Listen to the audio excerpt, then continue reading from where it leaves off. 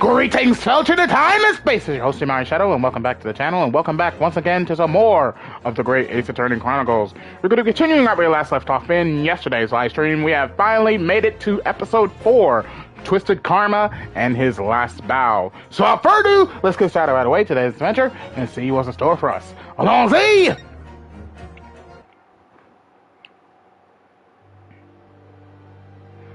It was indeed a most bizarre incident, born of a curious advertisement and a commonplace killing at the edge of town. Pipe in hand, Sholmes looked down at the thick, rolling fog outside our window. I wonder exactly how many mysteries are out there, hidden within this bed of fog, he said. Indeed, a most bizarre incident, born of a curious advertisement. A hellhound's mad gallop through the shadows of a serial murder. An executed man's graveyard resurrection in the dead of night. And a commonplace killing in a small, forgotten room at the edge of town. There is, naturally, always another side to every case, of which most remain ignorant. And it is that other side which compels me to the scene of the crime, Wilson. So quickly now, take your hat and let's be on our way, my dear fellow. For our adventure is not over yet. Come, the game is afoot.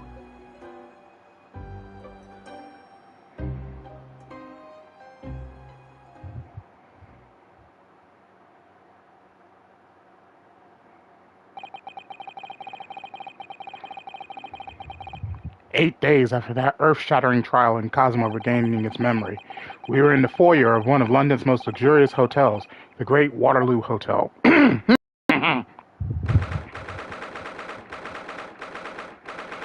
Sorry about that. Got a tickle in my throat. Drink me some water.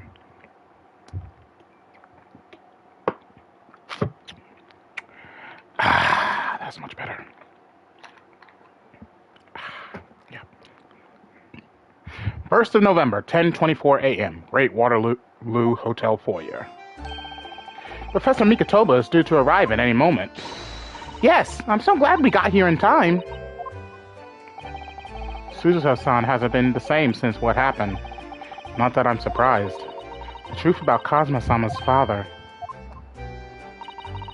Do you suppose my father knew that he was actually the mass murderer of the professor, you mean? He knew that's what she was thinking about. There's a good chance, I'd say. I mean, they did come here to London together 16 years ago, didn't they? Yes, that's true. Come to think of it, didn't you say that Professor Mikotoba knew about Kazuma going missing in Hong Kong as well? That's right, but for some reason he wasn't at liberty to talk to me about it. That probably means he knows, then, about Kazuma showing up here in London with amnesia, and that he's regained his memory now. Ah, there she is! Oh, Father! Nice! Nice threads! They dress up nicely! Hello, Susato. How are you? I'm very well, thank you. We're delighted you've arrived safe and sound. Hello, Mr. Naruhodo. Very kind of you to take the trouble to meet us here. Oh no, not at all. It's my pleasure. We've heard all about your extraordinary exploits here in London, you know. The news has crossed the seas. It has? I always look forward to reading the monthly reports that arrive with the steamships from Britain. Oh, I see. Well, thank you very much. Who is this man? And why do I feel as though I've seen him before? I take it from your expression that you can't quite place me. In that case, how about a little reminder, Seishiro? A firm tap should do it. Yes. A firm tap? What? Here we go then. I hereby pronounce the defendant, Ryunosuke Naruhodo, guilty. Oh! You're...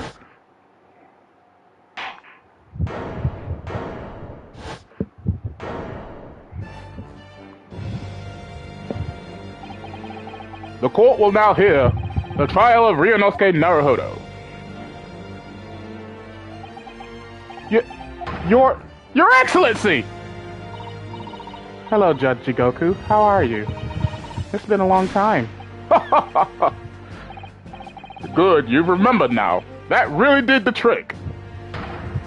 Guilty. Only I was declared not guilty, wasn't I? And there was no laughing at the time. So, London again after all this time. Hard to believe it's been 10 years. To be honest, I never thought I'd be back. Neither did I. I didn't imagine Japan would ever be invited to an international symposium like this.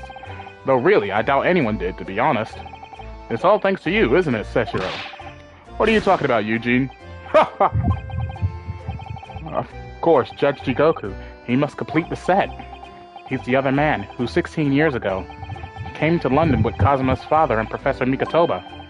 He's the third visiting scholar. Well, all those passport checks and luggage searches at the border took rather a lot of time. I must say I'm very envious of your ministerial status. You didn't have to go through any of that, did you? I knew you were jealous. Sorry? Ministerial status? Yes, didn't you know? Seishiro here is also Japan's Minister of Foreign Affairs. It was his personal insistence that allowed you to take Kazuma's place here on this study tour. Guilty as charged! Oh, well, thank you very much. He's really every bit as important as he looks. Oh, yes now, Naruhodo. I received a telegram from Lord Strongheart yesterday. Oh, you did? It appears that some things came to light in a trial you were involved with 8 days ago.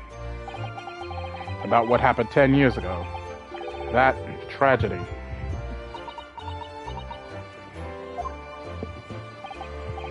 Yes, could you tell us any more about it?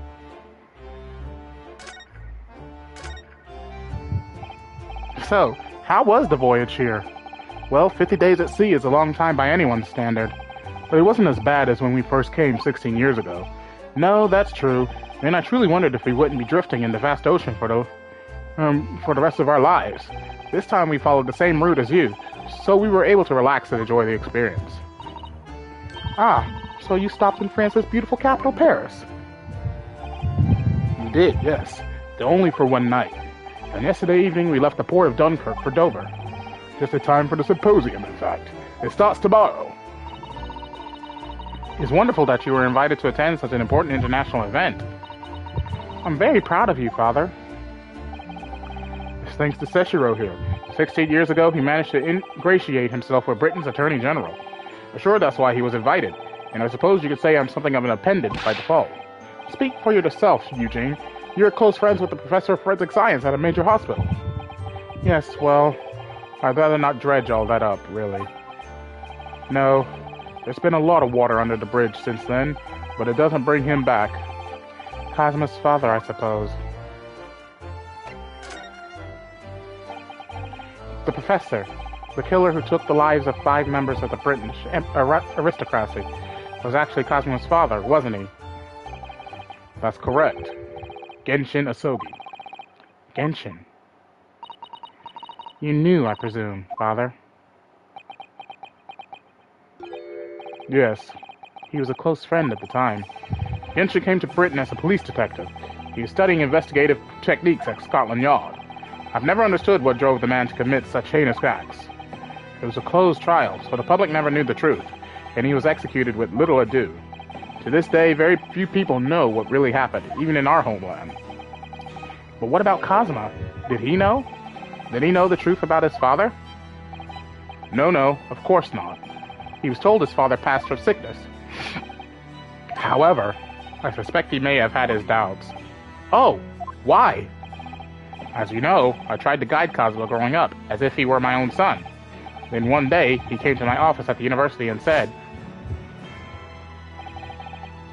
I've decided. I want to travel to Great Britain and study there. Do you think he wanted to come here to investigate his father's death? I don't know. But when I looked into his eyes, I did know that there was no way I'd be able to stop him. Something else came to light in that trial the other day, actually. Oh? What? Well, having disappeared in Hong Kong and been missing for almost a year, Kazuma since turned up here in London, working as the apprentice of Lord Van Zeeks. What? What? That's news to us! So, Lord Strongheart's telegram neglected to mention that part, then. As you know, we both thought Kazuma had died on the steamship during our voyage to Great Britain in January. But he didn't die. He's alive. As you knew, didn't you, Father? In actual fact, no. What I did know is that when your ship docked in Hong Kong, he mysteriously vanished.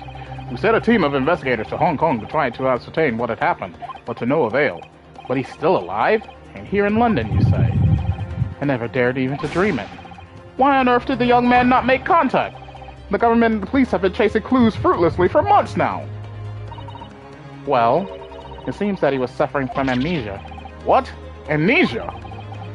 When we first came across him again here in London, he didn't know who either of us were. I see. He only regained his memory 8 days ago. This is unbelievable. Yes, it's quite miraculous. I wonder why Lord Strongheart didn't let us know. I must speak with him urgently. I wonder how Kazuma's been these past few days. Would it be wrong of us to go and visit him? That began 16 years ago now. It's a distant memory, really. It was Eugene here, Genshin Isogi, and myself. We were the original three. The first judicial scholars from Japan to travel overseas to study. Ocean voyages were not what they are today, I could tell you. 16 years ago, things were tough for that generation. Your father was an exceptionally fine medical student at Yume University at the time, you know, young lady. Yes, grandmother told me. He went to do research at a great London hospital to study autopsy, practically unheard of in Japan. Yes, it was an eerie place, sandwiched between the back of a prison and a burial ground. Ugh, not more talk of graves. Very often there's no one willing to deal with bodies following autopsy work. So you see, autopsy labs have something of an unavoidable relationship with graveyards and prisons. Not my cup of tea at all. Do you remember that Scottish prison governor? Caden, his name was. He was a good man. Yes, but then of course in our 6th year here, everything changed with that dreadful case, when Genshin was arrested for a series of the most gruesome murders. I simply couldn't believe it. I'd known the man for years. I was a witness at the secret hearing, and I tried to speak at his defense, but you went a little too far and ended up facing charges yourself, didn't you? Well, suffice to say that after that trial, we were sent back to Japan. There was nothing more we could do to save Genshin. He was a lost cause, sadly. Why do I get the feeling he was innocent? I get that sneaky... It's like there's that sneaky buzzing feeling in the back of my head. I feel like Genshin, there's more to that case than we realize. Well, if you'll excuse us now. Yes, I'd like to get this trunk up to my room as soon as possible. Oh, I'm so sorry. I shouldn't have held you up here for so long. I'll call for the porter then. Just wait here. Suzuha-san's gone off at a run! I'd like to stay and talk more, but I do have various preparations to make for tomorrow. Yes, of course. It must be a big responsibility representing our entire country. I wish you the best of luck. Naruhodo. I hope you'll keep an eye on Suzuto for me. Keep looking after her as you obviously have been. Oh no, I mean, if anyone's looking after anyone, it's her looking after me. Well, I do appreciate you being there for her. After all, I've been a miserable father to her. I've thoroughly let her down. Sorry? What do you mean? Well, it was 16 years ago that I started my long study tour here in Britain, as you know. The very year Suzuto was born. Yes, I heard. The birth of my daughter was the most joyous event of my life, but... well, sadly it was accompanied by the most tragic event of my life, too. Oh, yes. Suzuto-san hinted at something like that. It was a rather turbulent time at home. Anyway, I won't bore you with the details. Ooh, my leg is itching! Ha ha ha! That feels nice. The point is, I became rather less dependable than befits a grown man. And it was then that Sessher offered me the opportunity to study here in Great Britain. I was too worried about you to leave you behind. So perhaps I was a little heavy-handed when it came to persuading you to accompany me to London. So, that's what happened in a nutshell. And that's also the reason why I now feel compelled to give my daughter as many opportunities as I dare. Though the world does not readily afford young women such things, I must say. I completely understand, Professor. Ah, one other thing, Naruhodo. If I may be so bold, I have a favor to ask you. Oh, really? Of course. What could I do for you? Well, the thing is, I'm so sorry that took so long. Miss Suzuto. Now then, allow us to take your bags. Allow me to take your bags. One moment, if you please, porter. Of course, sir. That machine around your neck. It's a camera, I believe. Quite right, sir. Just 5 shillings for a lovely photograph to commemorate your wonderful stay at the hotel, sir. Well, I think given the occasion, we could justify the expense. Ah, yes, of course.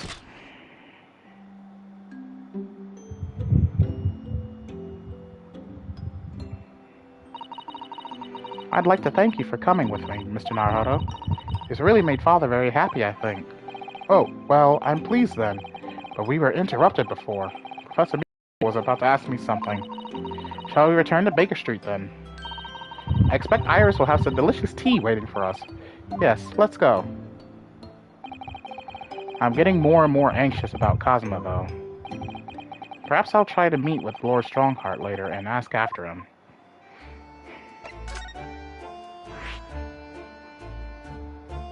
Okay.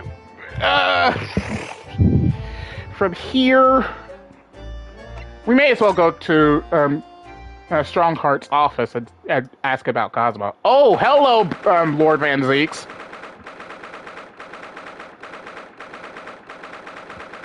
That's November, British Supreme Court, Lord Chief Justice Office. Here's the final draft of the opening address for tomorrow's proceedings. I've supplemented your original with the figures you asked for from the yard. I see. Excellent work. Thank you. You're welcome, my lord. What's Lord Van Zeeks doing here? My, there seems to be an awful lot of tension in the air, wouldn't you say? This place is stifling enough as it is. We really don't need any more tension. Oh, they've spotted us. Run! My apologies. I didn't notice you come in. Your small stature and dark dress make you all but invisible to me. Fuck you! Oh, no, it's entirely my fault for wearing black, I'm sure. From now on, you must dress in white from head to toe whenever you come here. Let's not! Now then, Mr. Naruhodo. Yes, my lord, I'm right here. Kill me now. Is something wrong? Perhaps it's a little too hot in here for you. Oh, no, not at all. I mean, I've never experienced a room at such a perfect temperature. If you're sure. The beads of sweat carving their way down your face seem to suggest otherwise. Because of the daggers you're staring at me with, mainly. As you're no doubt aware, my International Forensic Science Symposium begins tomorrow. In fact, your father arrived in London earlier today, I hear, madam. Oh, yes, that's right, my lord. He's extremely honored to have been invited. I'll leave the remaining preparations for the meeting room in your capable hands then, Lord Van Zeeks. I will attend at once.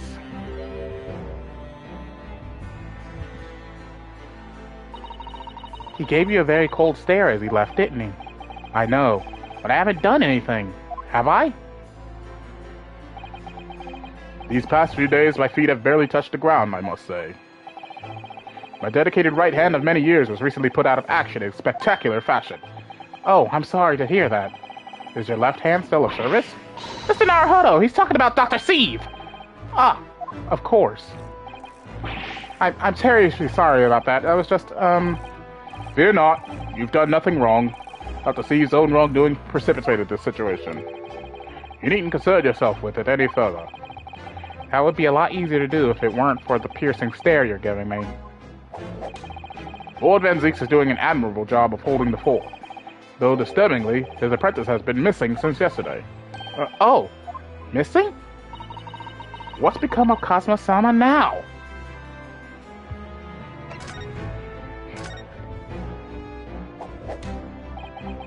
Not long ago, visitor numbers to the Great Exhibition exceeded 30 million. 30 million? Are there even that many people in the world? More than that, dude. As a comparison, Mr. Naruhodo, the population of Imperial Capital Tokyo is 2 million. I will be opening the International Forensic Science Symposium in the exhibition's main auditorium.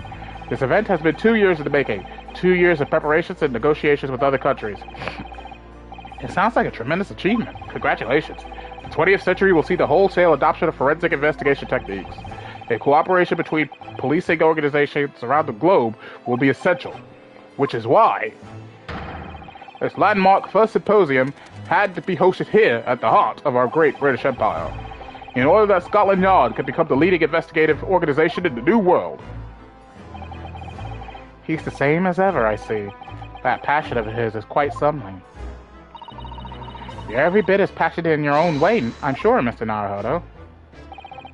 I'm the only person in this country who truly cares about a future that embraces forensic science. It is my intention to become Her Majesty's Attorney General and reform the Yard from the ground up. So the disgrace of the forensic investigation team has been a bitter blow to my ambitions. I first established the forensic investigation team a year ago, experimentally to start with. With Dr. Sieve at the helm, it was steadily accruing an impressive record of achievement. I was on the verge of changing its name and elevating its status to a full-blown forensic investigation department. And can you not do that now? Obviously. Nobody wants to hear anything about it at the moment. Even I can't keep this story out of the papers. 6 million Londoners will be cursing forensic science now. This incident will set back our country's advancement in the field by a good 10 years, I'd say. Unintended repercussions of our trial. We simply couldn't have overlooked what had happened, though. Of course not. We should all be grateful to you both. Anyway, I'll still reform this country's policing when I become Attorney General. It might delay my plans, but it won't alter them. Nothing will stand in my way. About Lord Van Zeeks' apprentice. Ah, yes, that came as a surprise to me, I must say, that you and he are old friends. How did he become an apprentice to Lord Van Zeeks in the first place? It came about 3 months ago. An unidentified Asian man was apprehended by border police. They found him hiding aboard a large goods vessel. Oh my, so he stowed away to get here. He had no papers to identify him, no passport, and he was suffering from amnesia too. Other than the fact he was clearly of Eastern descent, there were no clues as to who he was. So I decided to assign him to Lord Van Zeeks. That way I could keep an eye on him. But then, why the mask? I didn't want to burden Lord Van Zeeks with tiresome explanations about why he had an Eastern appearance, because it would be so much easier to explain why he was wearing a mask. He's proving to be a great help to Lord Van Zeeks. I have high hopes for his future. By the way, do you know where he's gone? No idea, but I believe he's left London for the time being. Oh. I take it you also didn't know that the man's father was one of our country's most infamous criminals, I mean. Genshin Asogi.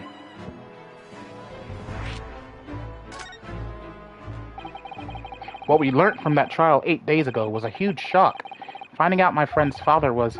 Oh yes, Genshin Isogi. The professor case 10 years ago caused a great stir here in Britain.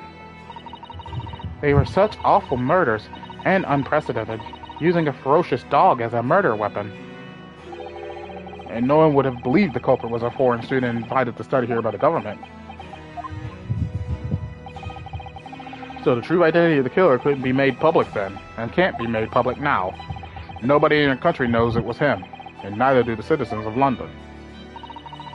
The main motivation was to avoid aggravating relations between our two nations at the time, I understand. Correct. However, it has to be noted that there were some supporters of the professor's apparent cause. What? Supporters of a mass murderer? The majority of the men's victims were a blight on the aristocracy of the day. Somewhat ironically, their deaths actually benefited society as a whole. Or so a fair few thinkers in London believed, anyway.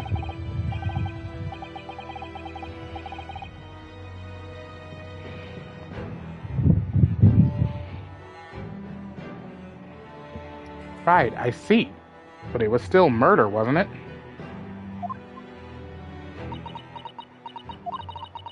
It seems very similar, doesn't it? To the idea of the Reaper of the Bailey.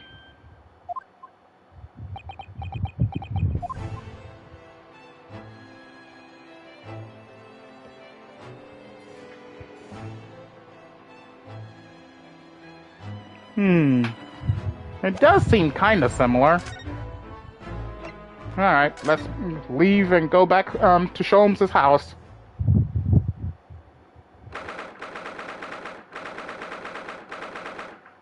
First of November, Sholmes' suite. What? What was that? A man screaming in a most unflattering way. Do you think... could it have been Mr. Sholmes? Oh my, I do hope not. I don't do it anymore! Mon ami. Stop this disgraceful display, eh? Who are these people? Look at their hair. It's bright red. I think they must be clients of Mr. Sholmes. Right, you two. You're coming with me now. Down to the clink. No, not in prison. It is dark and damp, and I don't like it. Oh, the darkness. It is my friend. I am not scared. But you're always scared of the dark. Shut your mouth, you idiot! I will sit quietly in the dark and plan our next daring heist. I don't like this. I don't like this. Well, tough. We'll finish this down the yard. Now get moving. Bye then, Jeannie. Have fun. Oh yeah, thanks, Iris. And thanks, you great detective.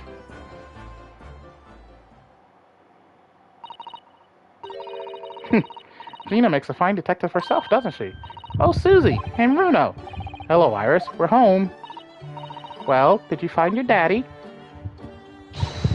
Yes, we arrived at the hotel just before he and his friend. Oh, well, that's great news. I hope I'll get to see my daddy again soon.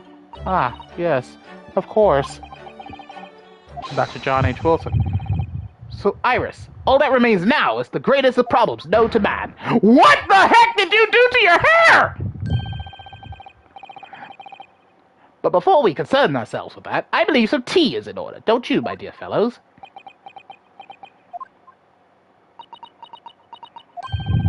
Is something wrong, Mr. Naruhodo? Do I have a crumb or such like on my face? Not so much on your face, as on your head, I'd say. Come along then, everyone. I brewed a lovely special blend. Time for tea. Whatever is going on here today? In that case, let us sit and drink now, for I am in fact expecting a guest later today.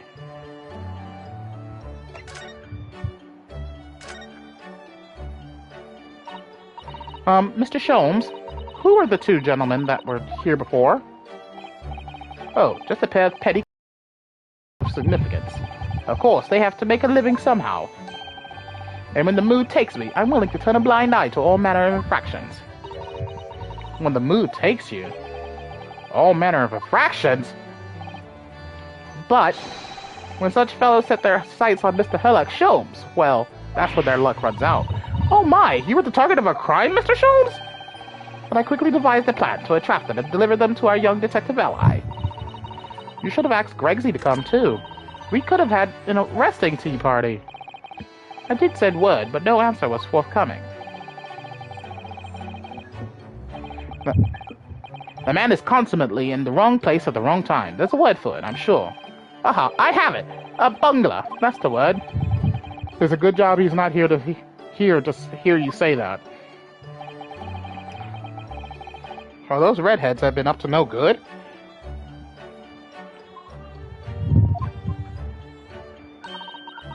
I wonder what the men did. What was that about the greatest of problems known to man that you mentioned before? Is it another fiendishly intricate case, Mr. Sholmes? How should I best explain it? Are you aware of the theory of evolution by natural selection, perchance? Well, I think I've heard talk of it somewhere. Possibly. It's a revolutionary scientific theory that was newly proposed 40 years ago now. According to its author, Mr. Darwin... Charles Darwin? We humans were once apes who lived in the treetops.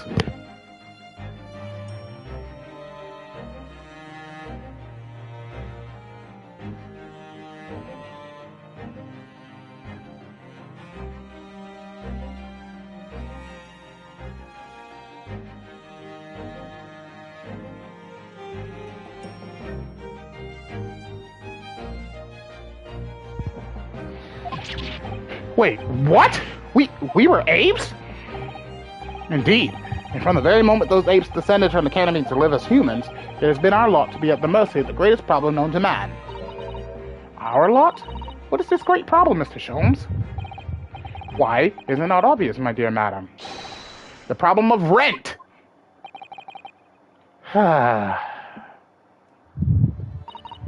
But... did you not receive a rather large sum of money from Madame Chispel's only the other day? Pshaw, a large sum? One potted herb for Iris and a new motor car for me later, and all of it has quite disappeared, I assure you. Honestly, Hurley, you know you squandered it. Yes, well, anyway, 2 days ago, I discovered the answer to man's greatest problem, for the coming month at least. And what was the answer?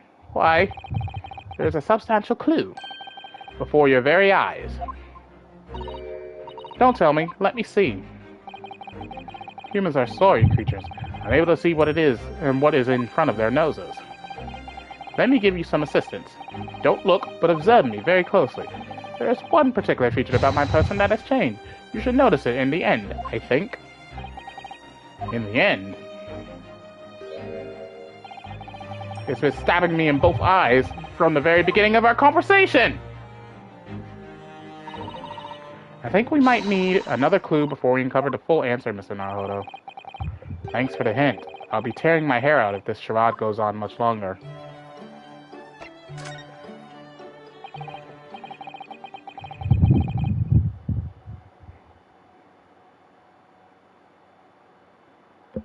Mr. Sholmes, isn't it about time you told us the truth? Just over a week ago, you said to us, I will now tell you something of the first importance, my dear fellow. Great detectives are wont to lie. It will serve you well to remember that.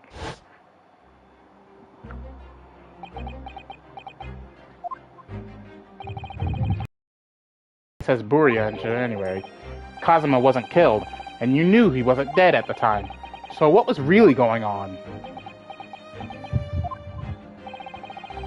The fellow was unconscious for a very long time. If he hadn't regained consciousness when he did, his life would have been in mortal peril. Of course, a side effect of the prolonged comatose state was amnesia, as you now know. It was a simple enough task to silence the crew. But how? After they'd carried him out of the cabin, I assembled them in the lobby area. Then I made them swear to leave him unconscious and have him unlaid from the ship in Hong Kong as a murdered corpse. Oh, how horrible. It was necessary to find some material with which to persuade the crewmen to keep their word, of course. But why? Why do it in the first place? I will be at liberty to elaborate in due course. But for the time being, I would like to reassure you. I didn't foresee subsequent events. What events? His disappearance in Hong Kong. Oh! I believe I may have made a gross error of judgment. Mr. Sholmes.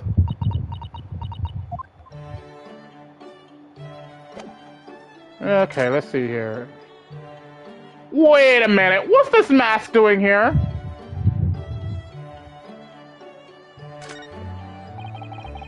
A mask Cosmo wore when he was assigned to Lord Van Zeeks as his apprentice. When he cast it aside after the trial the other day, I just sort of picked it up. We ought to give it back to him, I suppose. But he has his memory back now, doesn't he? And I can't help feeling he might turn around and tell me coldly to wear it myself. But isn't he your best friend?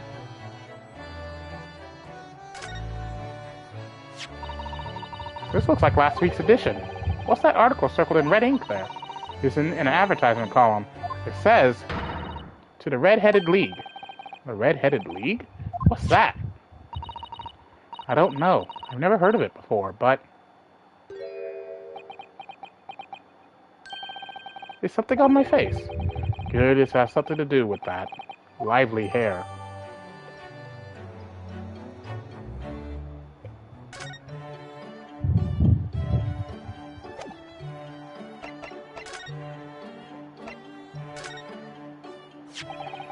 It looks as though someone circled an advertisement in this paper, Mr. Sholmes. To the Red-Headed League? Does that strike you in some way? I was thinking that just maybe you might be related to your bright red hair.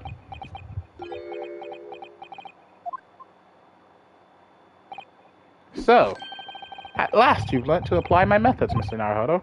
Sorry. In the first instance, and quite indispensable observation. Believe me, I could have seen that hair with my eyes shut. So then, allow me to regale you with the details of my latest exploits. Regale or boast?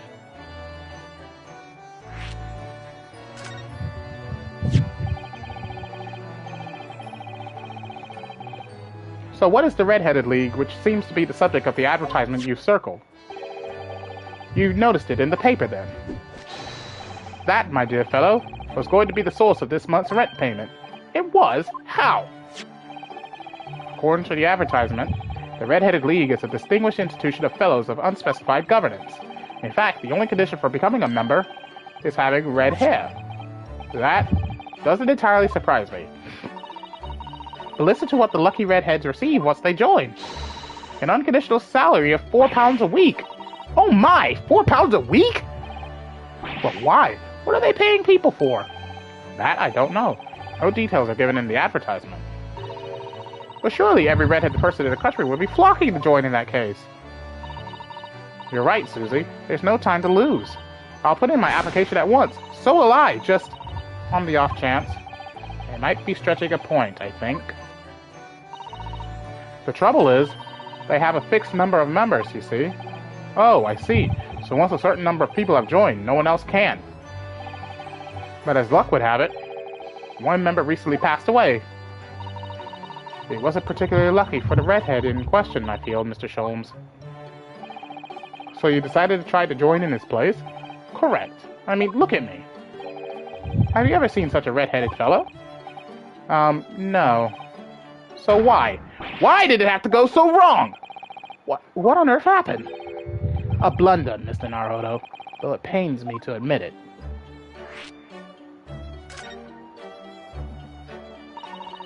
What did you actually do to your hair, Mr. Sholmes? I'm glad you asked, Miss Susato. But you see, atop my head is neither dyed nor a hairpiece. I changed the color of my hair overnight. By the wonders of chemistry. Oh boy. Chemistry! I was conducting some research into a method of rejuvenating spent tea leaves. In the course of my work, I stumbled upon a potion that, when taken, turns one hair a flame like red. Would you like to try it? You will make every hair on your body perfectly crimson. I think I'll pass. But Mr. Sholmes, is it quite safe to drink? Surely it's bad for you, isn't it? Ah, amateurs are always hampered by such fears. Oh, I should never have doubted you, Mr. Sholmes. You mean to say? But of course. To earn £4 per week, one must be prepared to turn a blind eye to a little danger. That degree of red signals more than just a little danger, surely. So anyway, Hurley left full of confidence yesterday with his new red hair. For the park on Lime Street where the Red-Headed League were interviewing prospective new members. So what went wrong? The whole park was chocked with red-hooded folk, like a coster's orange barrow. I queued for 8 hours solid before at last I reached the front. But when the panel of interviewers saw me, they immediately said, "Ah, Mr. Sherlock Sholmes, are you in disguise to conduct an investigation?"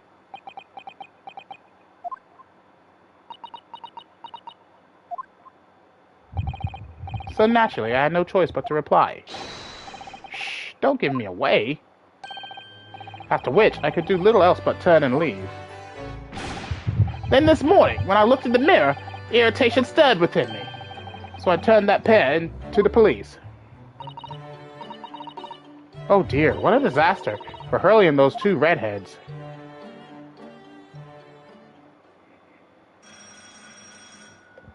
Hello! Aha! Here's my guest now, my latest client, with money to spend! Ooh, I do hope it's an exciting case, Hurley. Remember, Iris, we are at present gripped by the greatest problem known to man. I must be willing to accept any case, no matter how unstimulating. Save locating a runaway, of course. Oh boy. Don't spare anyone's feelings, will you? Oh dear. I'm afraid that Hurley can lack a little tact, especially just before the rent is due. Oh, it's this woman again. Mr. Sholmes, Mr. Sherlock Sholmes, please, oh please. Please find my husband, he's run away.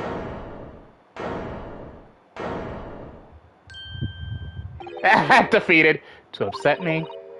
I beg your pardon? Never mind. A personal matter. My apologies. What exactly are you trying to say, Mr. Naruhodo? I didn't say a word. Come, my dear madam, be seated. Iris, some tea, if you please. Of course. What's the matter, Miss Suzuto? Oh, it's just that gentlewoman. I feel sure I've seen her somewhere before. Very recently. Yes, now you come to mention it. As I explained earlier, my name is Evie Vigil. I implore you to take the case, sir. Money is no object. Simply name your figure. Money and wealth are of little consequence to me, madam. Being offered a case to solve is reward enough. Oh, Mr. Sholmes, you're the picture of benevolence. I will, of course, make a mental note of your offer, however, for contingent reasons. I trust you will remember your words also. If I might inquire, sir. This gentleman and lady would be... Oh, me? What I am about to tell you, I should like to communicate in the strictest confidence, you understand? Ah, these are my friends. I assure you, you may say before this pair anything which you may say to me. Ah, I see. I can vouch for the gentleman personally. After all, he's hard of hearing. Why did I ever get my hopes up?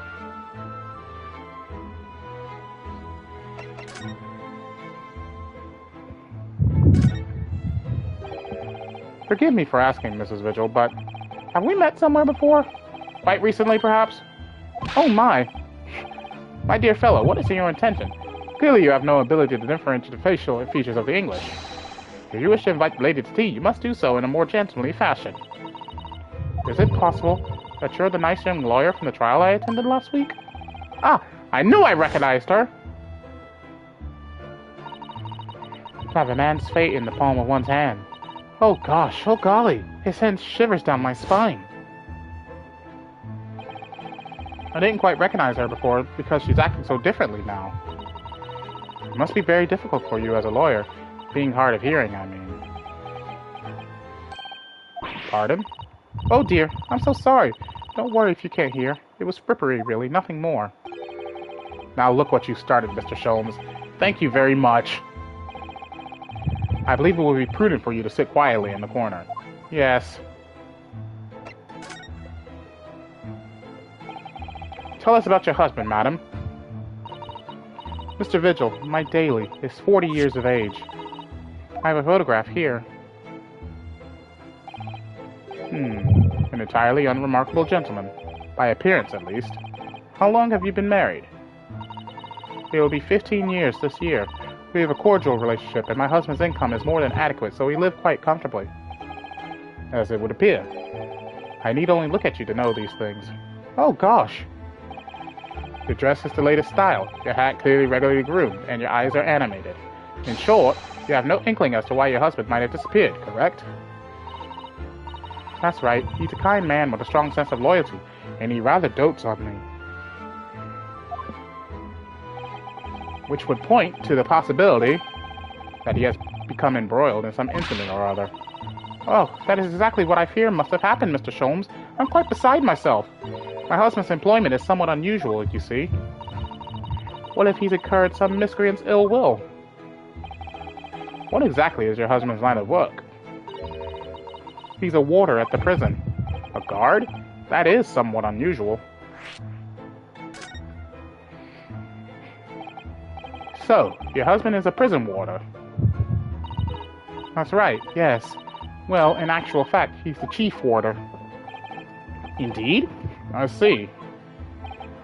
Well, chief prison warder certainly qualifies as something of a specialist occupation. Yes, it does indeed.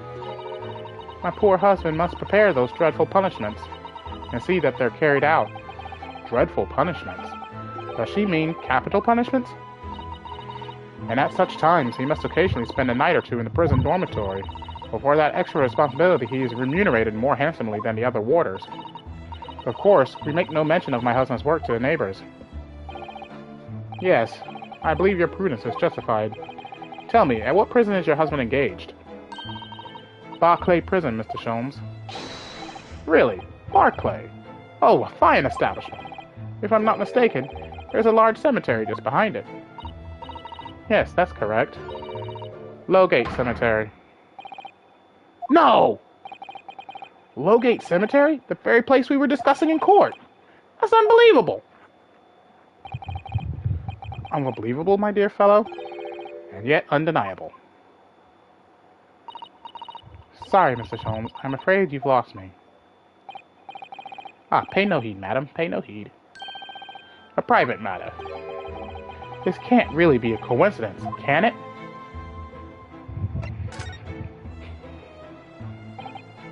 So, to the matter of your husband's disappearance. When did you realize he was missing? Please try not to laugh. It was yesterday. I'm sorry? Yesterday? That really is recent. Laughably so. The truth is, my husband does at times have occasion to spend the night away for his work. It's not at all out of the ordinary for him not to return home at night. But this is different. For him not to make any content for a whole day? That has certainly never happened before. Oh, my dear Daly, whatever can have happened? My dear Mrs. Vigil, please, calm yourself. Now then, have you contacted the police? Why, naturally. But sadly, they refuse to listen to my pleas as my husband has only been missing for 1 day. I was asked to wait patiently at home. In truth, Mrs. Vigil, I concur with the police. However, let us not be hasty. I see no reason why we should not engage my deductive power to track your husband down anyway. Oh, thank you, Mr. Sholmes.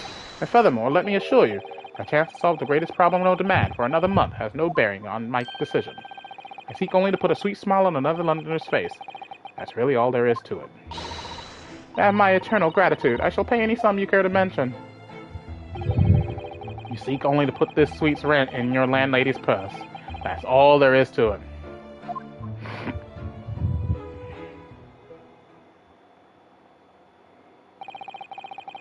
Thank you for everything you have shared with us, Mrs. Vigil. I believe I have all the information I need to begin my investigation. Oh, please report to me with good news, sir. Fear not, madam. In a day or two, I shall be contacting you with a heartening report, I'm quite sure. So soon? Oh, how splendid, Mr. Sholmes. Good news should be delivered early, I always say. If you'll be so kind as to leave the photograph of your husband in my possession.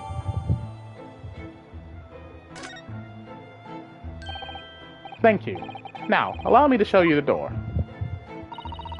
I can't thank you enough, Mr. Sholmes. You've been simply marvelous.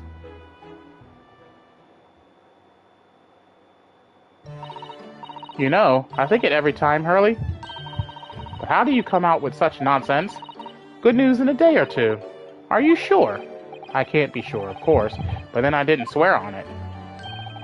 I merely gave the good woman some hope. I hope to be able to give her some good news, one might say. After all, the rent must be paid by the end of the day tomorrow. If by that time I've successfully located Mr. Vigil, we shall be mutually relieved. Wouldn't you agree, Mr. Naruhodo? Don't look at me with those pleading eyes. Well, my dear fellow, did you hear the details of the case? Yes, my hearing is surprisingly good, actually. Excellent. And what did you make of it? Well, I was surprised to learn where her husband worked. At Barclay Prison, I mean. Ah, so you noted that. Of course, especially with the mention of Lowgate Cemetery.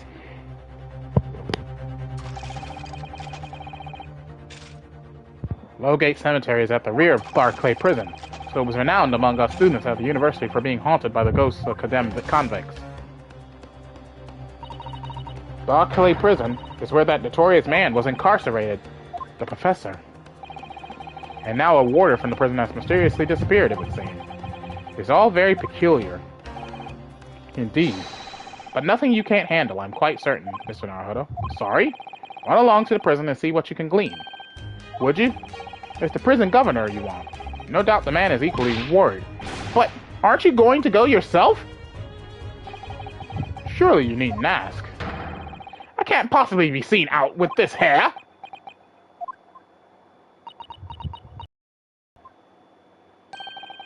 But didn't you go to Lime Street with that hair? That was a quite different matter. So I leave it in your capable hands. Now, if you'll excuse me, I'm rather busy.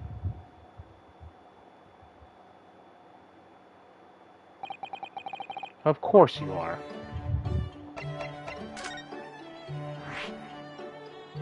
Hooray! To the prison governor's office.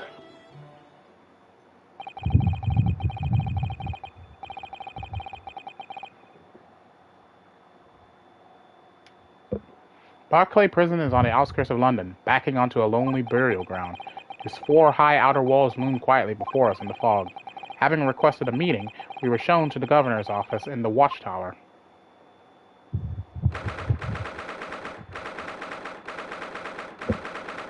That clock has a guillotine on it! Ah! Well, that's twisted! This place is full of hardened criminals. I cannot remember the last time a civilian was done here. And you did not want to talk to an inmate, but to me. Whoa. You know, do you ken who I am? I am the governor, Barry Caden, Oh, yes, it's a pleasure. I'm Ryunosuke Naruhodo, defense lawyer. And an Easterner, I see. What does that mean? Yes, I'm a visiting student of law from the Empire of Japan. Japan? Did you say Japan? Yes? Well, there's no any of your kind in here, laddie. Maybe you should try the prison next door, eh? I didn't notice another prison next door, sir. Anyway, we came to ask you some questions about... I didn't like to be so direct, but... I have no intention of speaking with the likes of you suspicious-looking Easterners.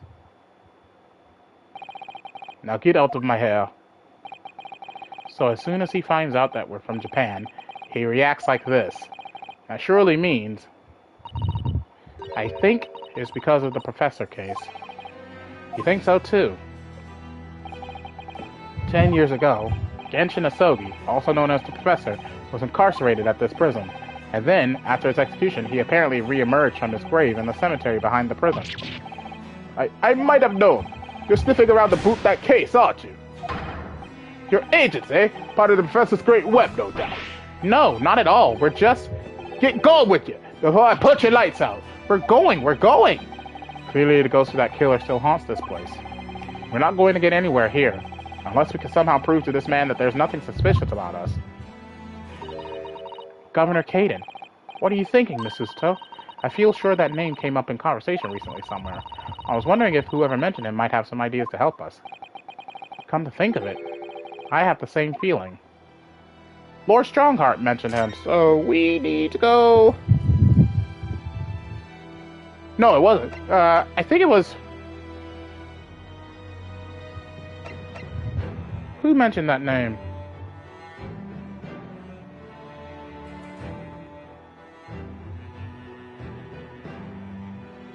Professor Mikatoba mentioned that name.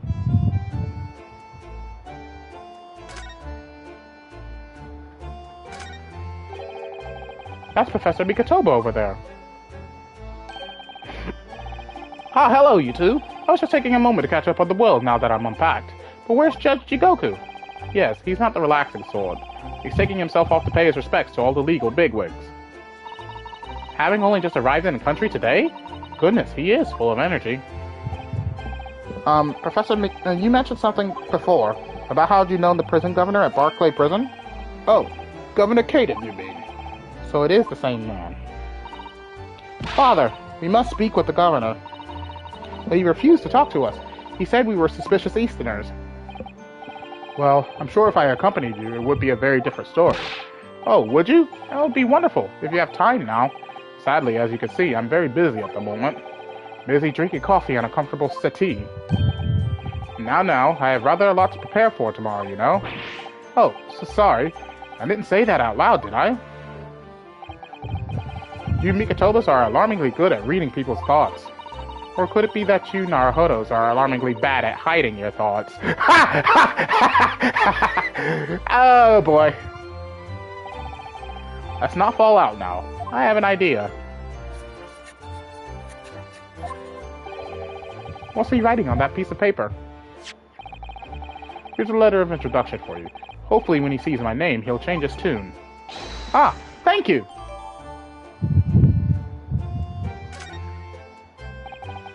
Good luck, then.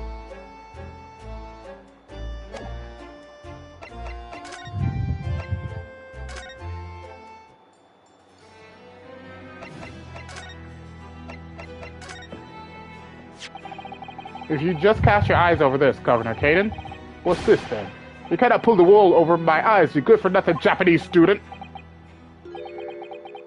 Mikotoba. That young jock from the forensics laboratory? That Mikotoba?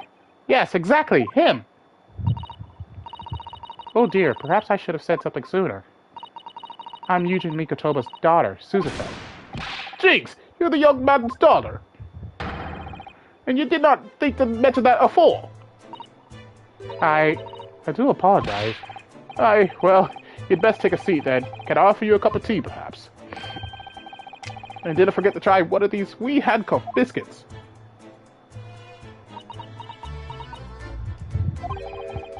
Your father's influence is nothing short of amazing.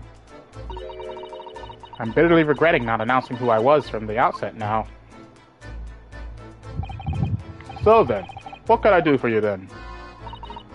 Well, we're currently investigating a case. It's one of your warders, you see. He's gone missing. Missing?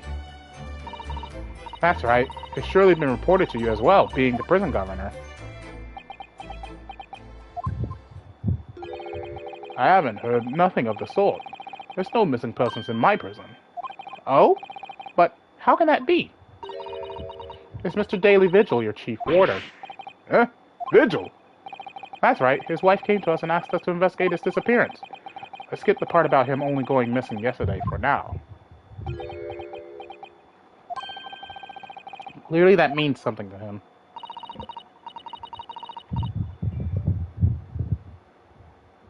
Would you be so kind as to tell us what you know, sir? Aye, of course.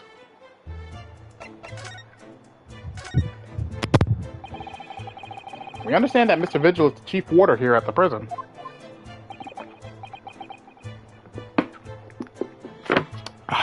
Good water. Aye, that he was. I'm sorry, was? Strong sense of responsibility and dedicated to job, no doubt about it. He's a fine warder. Sorry, did you say was? Aye, he does not work here no more. He left the job. Oh my! When was this exactly? There's a question. When was it a boot? It cannot have been much less than 10 years ago now. 10 years?! But that would put him Oh no! Wouldn't that mean that's around the exact same time the incident with the professor re-emerging from his coffin happened? What? 10 years ago? He stopped working here 10 years ago? Aye, as I mind it. You know, I haven't heard the fellow's name in all that time. That's a worry if he's gone missing, though. But Mrs. Vigil made no mention of it. I think perhaps, Mr. Naruhodo, that his wife simply doesn't know. I think she's unaware that he no longer works here. Governor Caden, can you tell us what happened? Why did Mr. Vigil give up his job here? That's important, is it? Yes, I believe it may be. What are you thinking, Mr. Naruhodo? I can't help wondering, given that it was 10 years ago. Ah! Which was exactly when the professor was being held at this prison.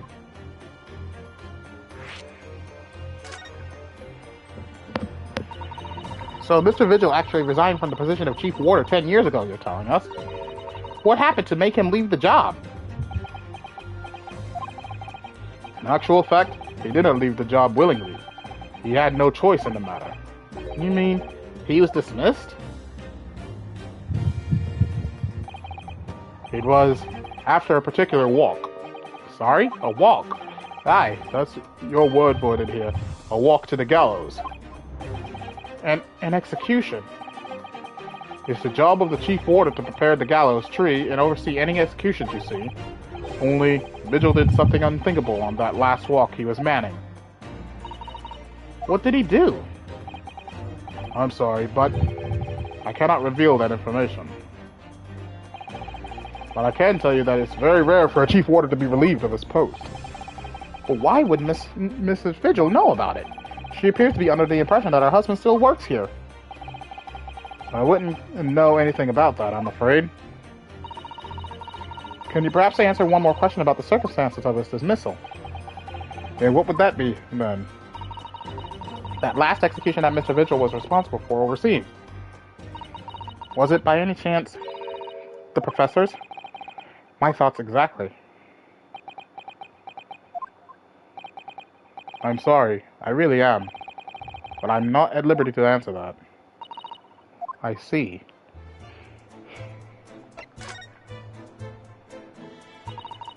My father came to Britain all those years ago in order to study forensic medicine. But you seem to have been well acquainted. The dead room, the prison, and the cemetery have a lot to do with one another. After all, they need fresh corpses for forensic research. You know? Yes, I can imagine. The advancement of medical science isn't always particularly palatable. Your father worked in the laboratory just on the far side of the graveyard, in the basement of St. Sinner's. It's still in use today. St. Sinner's? That's come up before, I'm sure.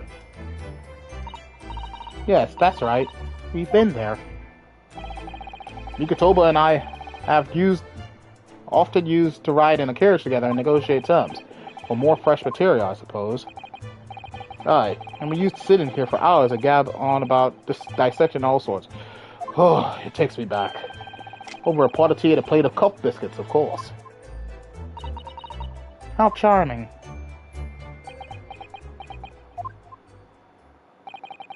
He was a good fellow, your father. Reliable, and dead set on his work. But I'm afraid I'll never understand you Japanese.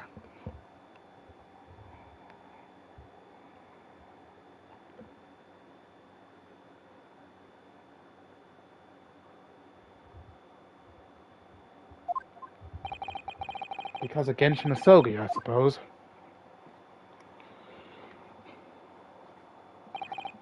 Well, I cannot tell you anything else. Thank you so much for your time, Governor. Oh, one moment before you're away, then. I'm sure I have it here somewhere. Ah, found it. Here, take this as a wee souvenir of your visit to the prison. What is it? That's Vigil's dismissal notice. It's 10 years old now, of course. Oh my, are you sure? Aye, there's no trouble at all. It's not the original mine.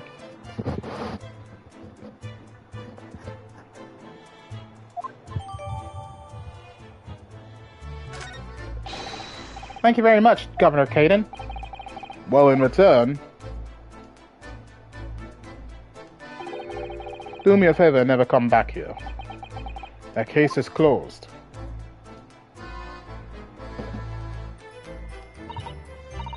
Well, I think we ought to return to Baker Street for the time being.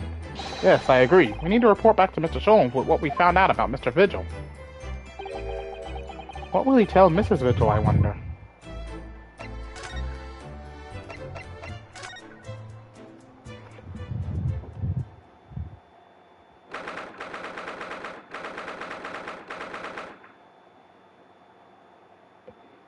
First of November, Sholmes' suite. We're back! Hello, you two. I thought you'd be back before long, so I baked some scones for us all. Ah, so that's what the delicious smell is. Why is your hair blue? Greetings, my dear fellows. You've returned a good deal sooner than I was anticipating. Hello, Mr. Sholmes. Hello, Mr. Sholmes. Say nothing. Your thoughts are written all over your faces in any case. It turns out that it may have been advisable to test my hair color restoration tonic before application. Oh my. Pray, tell me, what of our water friend? Have you garnered some new information? Oh, yes. Something very surprising, in fact. Though it's not a patch on your hair, to be honest. It most certainly isn't. But still, we discovered that... Sholmes! Drop everything, Sholmes. This is more important. Gina? I can't Adam and Eve it.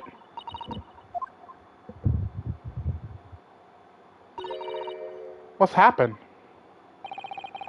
Clearly a very grave matter indeed. For Miss Lestrade made no mention of my hair whatsoever. It's the boss. What do you mean? Inspector Gregson? The boss is... He's dead. What? No!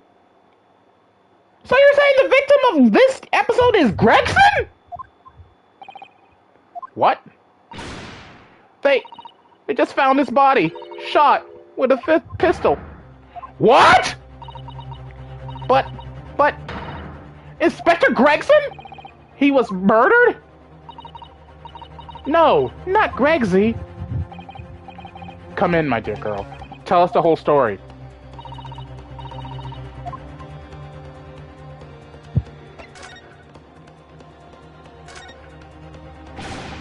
Are you serious, Gina? Inspector Gregson was really shot? I don't know much about what happened myself yet. They're still there, investigating the scene. Where did this take place? A little rented room in a building full of flats on Fresno Street. The outskirts of town, nowhere near his home.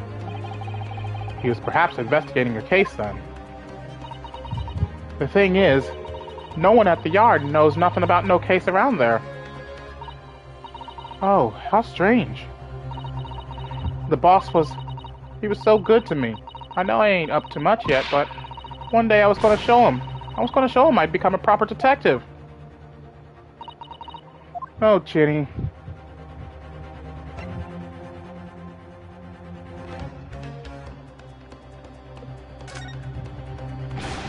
So, who did this? Do you have any idea who the culprit is? They got him already. Already? They've caught the shooter so soon? A witness reported something was going on, and the boys got straight down there and took care of him. Who? What awful person did this? I still can't believe it myself. Gina?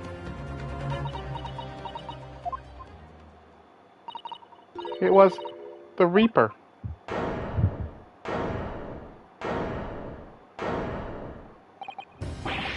Wait a minute! You don't mean they've arrested Lord Van Zeeks for it? That's right. That Reaper bloke's gone and shot the boss. No! Lord Van Zeeks? So, a classic, Edgeworth is the culprit, case. Very interesting. Are you quite sure, Miss Lestrade? Is Barack Zeeks the police have arrested?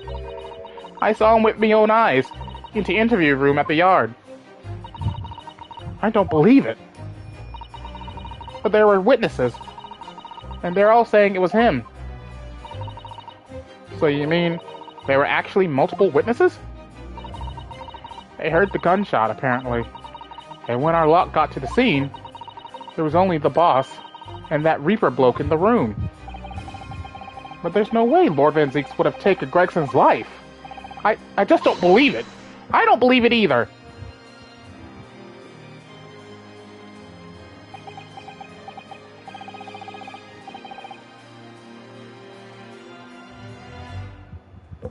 Thank you for informing us, Miss Lestrade. This really is most terrible news. I'm dreadfully sorry. What are you saying sorry for? You didn't do nothing.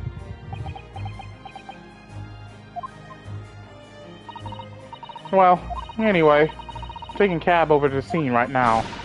Please come and all, as soon as you can. You've got to help.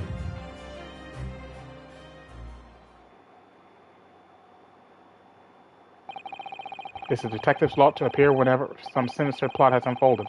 Little wonder we all look haggard. Sometimes these things are almost too much for the nerves. Mr. Sholmes. What use is there in being a great detective if I fail to see something like this coming, How could I let this happen to Gregson? To Gregson! Mr. Naruhodo, I shall leave at once to begin my investigations. Of course, yes, we will too. It would be helpful if you could talk to Mr. Reaper and see what you can glean. I'm sure you were intending to do so anyway. Until later, then. Inspector Gregson dead, and Lord Van Zeeks arrested. Bruno, Susie! I've called you a hansom. It's waiting outside. Thanks, Iris. Shall we, Miss Susato? Yes.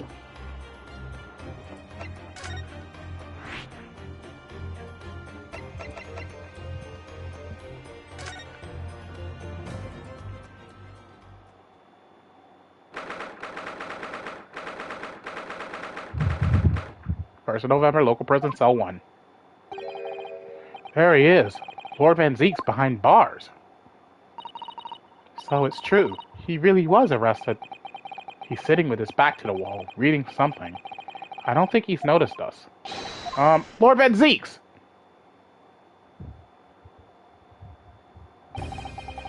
Fancy meeting you here. The last place on Earth I'd like to be, with the last person on Earth I'd like to see. I couldn't very well not come. We heard what happened. That Inspector Gregson was... Go home. This has nothing to do with you. But... Forgive me, Lord Van Zeeks, but I must disagree. Inspector Gregson was very helpful to us on a number of occasions. We're indebted to him. At the very least, we owe it to him to find out the truth about his death. You must help us with our investigations, please! There's really nothing I can tell you. What were you just reading at the back of the cell there? Was it something related to the case? This? The yard isn't quite so cavalier with its information as to share case details with the suspect. This is a letter from an old acquaintance. Oh, who might that be? Someone you know, as it happens. Albert Harebrain. Of course, yes. I keep forgetting they went to the same university. And I would like to read my correspondence in peace, so let's get this over with, shall we? What is it you want to know? Strange. I mean, let's face it, Lord Van Zeeks never minces his words, but they seem to have less bite than usual somehow.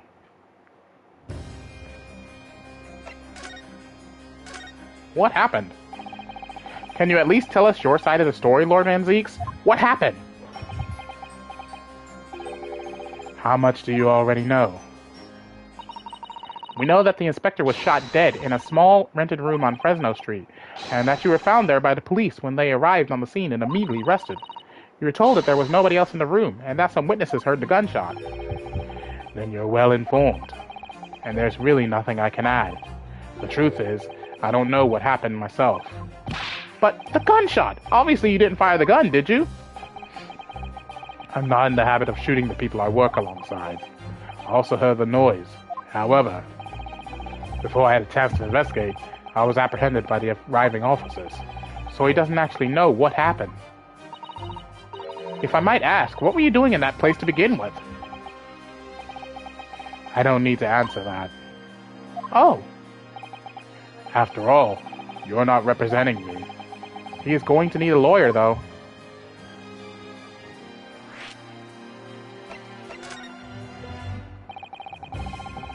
Who is going to be representing you in court, Lord Van Zeeks?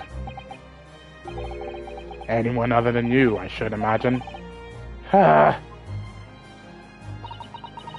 I be right in assuming that you have no representation as yet? Defense lawyers shy away from any trial involving the Reaper, as I'm sure you know. But this is different. In my career, of all the defendants I prosecuted, only 19 have ever been acquitted. Of them, 16 subsequently died in mysterious circumstances. Questions will be asked now. Surely not!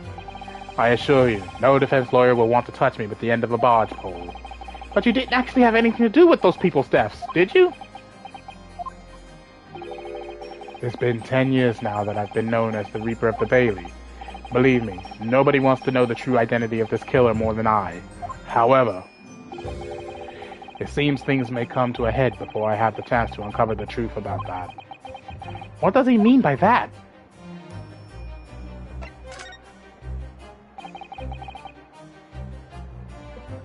After the trial, Professor Harebrain was supposed to go straight back to Germany, I thought. It's a letter to inform me of his safe arrival at home. I arranged his passage by sea and rail. It's a relief, I must say. He should now be beyond the reaches of the Reaper. Because the Reaper doesn't follow people abroad, you mean? Yes, so it seems. Your stooped little Nipponese friend, for example. You told me he was keeping well in Japan when I inquired the other day. Yes, that's right. He's an author now, happily working in Tokyo. So Professor Harebrain is safely back in Germany now. He is.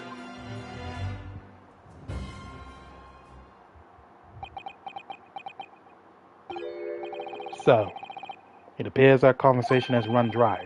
There's a 2-second silence, that's all. Well, in any event, if you'll excuse me now, I wouldn't like to detain you. I was wondering, Lord Van Zeeks, if you'd like, I'd be happy to advocate for you. You trust me, do you? Yes. I've heard you speak many times in court. I've seen how you treat people. So I'm quite sure that you would never have taken another's life. It's just, my feelings can't be used as evidence in a court of law, sadly. It's a very gracious offer. However, I trust no one. What? Not the police, not the judiciary, and not you Nipponese. But please! I have no intention of engaging your services. The chasm between us is just too wide and too deep, it seems. I'd appreciate it if you don't visit again. Then neither of us will waste any more time. Perhaps we need to dig a little deeper and find out more about Lord Van Zeeks and what happened to Inspector Gregson. Alright, next stop, the scene of the crime.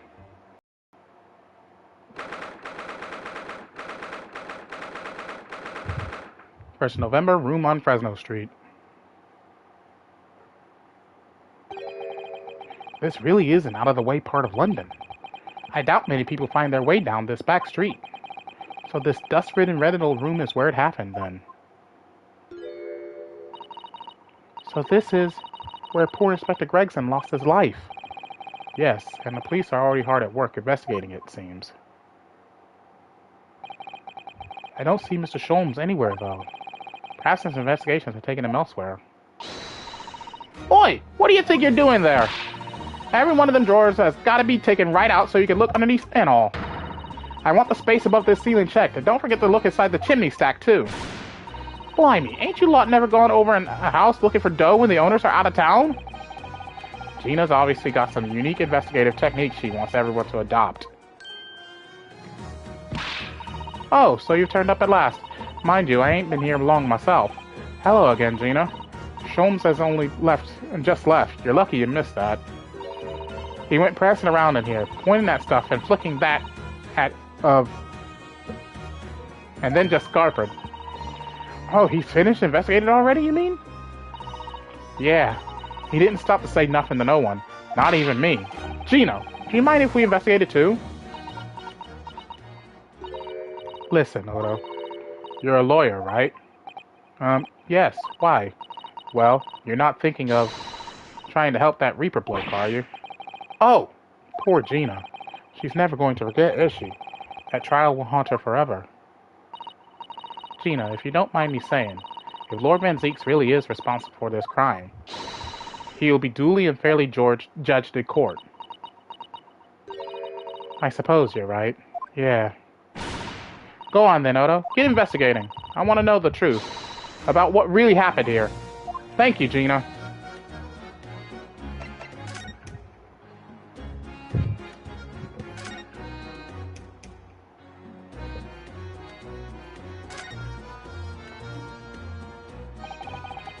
So I suppose this is where the victim... That's right, the rope is laid around the body to show exactly how it was found. Poor Inspector Gregson himself has already been taken away, and would probably be under the perceived scalpel by now if not for what happened last week. From the shape of the rope, it would appear that the inspector was curled up in a ball. Are you feeling alright, Mr. Naruto? You look like you've just seen a ghost. I know it's just a rope, but, well, it conjures up quite a terrifying image, that's all. Especially with that bloodstain next to it. Oh, I do understand. In some ways, what we picture in our minds can be even worse than reality. Suso-san is so strong, though. She's taken this far better than I am. Hello, what's this wig here? Ever since we came in here, I can't take my eyes off this thing. Oh, funnily enough, neither can I. It's a hairpiece, isn't it? It is! It is! A bright red hairpiece! And I suppose the fact that it's right there next to where the body was found means we have to accept that Inspector Gregson wore wigs, does it? And in such a flame-colored red, too. Yes, that's a color we've come across very recently elsewhere, isn't it? Exactly! This is a vital clue, I'm sure of it.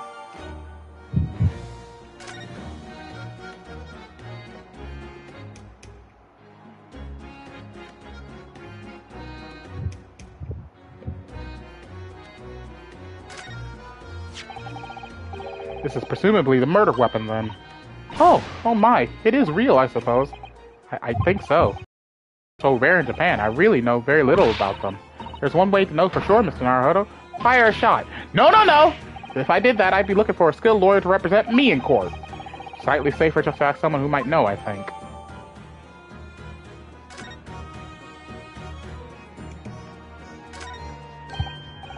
Oh, what's this? He would appear to be a little model policeman. It's rather charming, isn't it? In a way. Seeing as it's on the floor here, do you think it belonged to Inspector Gregson? It's a little hard to imagine Lord Van Zeeks playing with something like this. It's only about 8 centimeters tall. It could have fallen out of someone's pocket, I suppose. I think we should record it as evidence, just in case.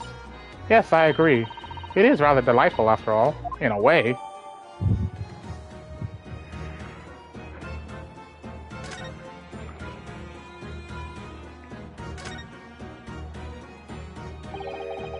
The top of one of the candles in this candle holder has been completely blown off. Yes, there's wax splattering on the wall behind. Look, I suppose if a bullet had hit it, it does seem likely that the bullet hit the candle, having first passed through the inspector's body. Ugh, now that wax on the wall looks like blood to me.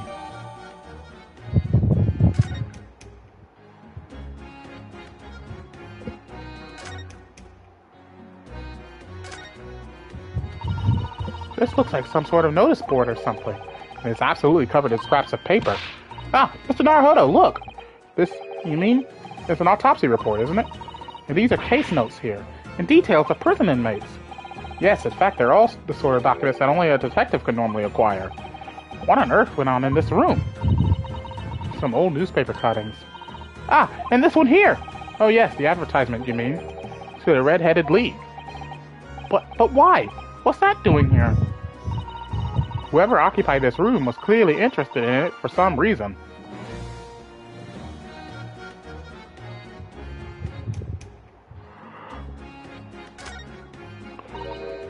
Oh, it's a photograph stand.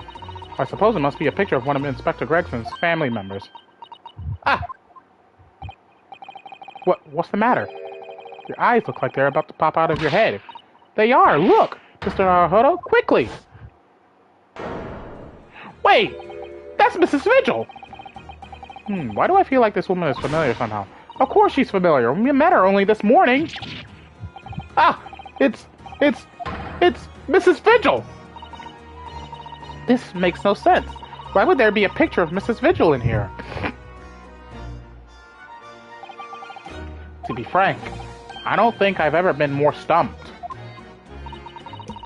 I'm sorry to say, I have no idea either. Which makes me think Mr. Vigil might have been in this room. Why else would there be a picture of his wife here? Gina, what was Inspector Gregson doing here in the first place? That's what I want to know. It's what, half a year since I got out of the clink? That's when I decided to give up me diving and become a detective instead. Oh yes, Mr. Sholmes twisted the inspector's arm to agree to take you on as an apprentice, didn't he? Something like that, I think. Anyway, the point is, I didn't really know much about the boss till then, but it turns out he's a bit of a legend at the yard. Goodness, really? They say he managed to solve some really tricky case, just like that. He did? Yep, and ever since then, he started going out on all sorts of investigations, but always on his own. No one else at the yard even knows what half the cases he's working on are, apparently. That's not how it's supposed to work, is it? So what was the legendary inspector doing in a dingy little room like this? I know he had a lot of respect for the Reaper and all. And look where that landed him! Respect for the Reaper? In what way? I heard him say as much. I take my hat off to that fella, were his words. Not how the general public feels, is it? Most people are terrified of the Reaper. Yeah, the boss said that's exactly why he respected the bloke. I didn't realize Gregson held the Reaper in quite such high regard. He said something else to me and all, that I didn't need to worry about the Reaper, because he only goes after people what are bad. It did kind of set my mind at ease when he said that. Right. What is this place then? Does anyone live here? Apparently it's been rented by some cove called Hugh Boone. Well, that's definitely a fake name. Hugh Boone is a sort of here today, gone tomorrow name, that, isn't it? Yeah, he's what we call an unidentified person. We haven't been able to get in touch with him. I see. Well, judging from appearances, I'd have to say this place hasn't been lived in for a long time, if ever. Right? All the lads from the yard piled down to get stuck into the investigation. But there's so little here, no one knew what to do with themselves. I do wonder. Yes, Mr. Zito? Well, could it be that this Hugh Boone is in fact Inspector Gregson himself? What? How could that be? Well, if he was investigating on his own, it's quite possible that this was in fact some kind of secret office of his. I never even considered that. Nice work, Suze. We're actually following a line of inquiry like that ourselves. You are? If you look around the room, you'll see there's a few things that hint at it. We should really investigate this place in detail.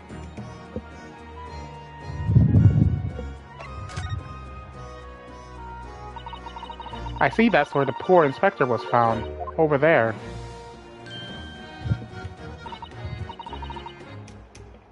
Yeah, that's right. I said it was a single bullet what did him in. Apparently the bullet went right through them and struck that candle tree on the wall. Oh yes, it's blown one of the candles apart completely. And the gun used is there on the floor.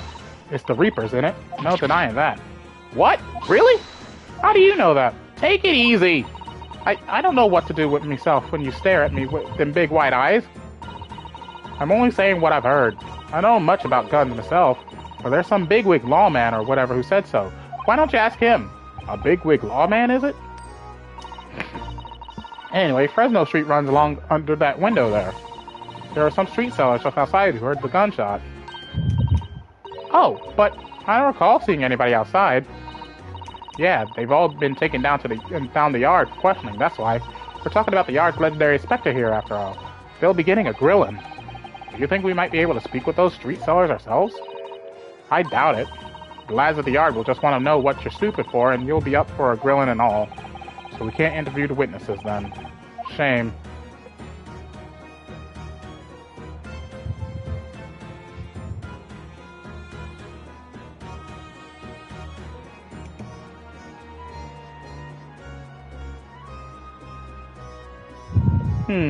Alright. Looks like that's about all we could talk to her about, so where to go from here?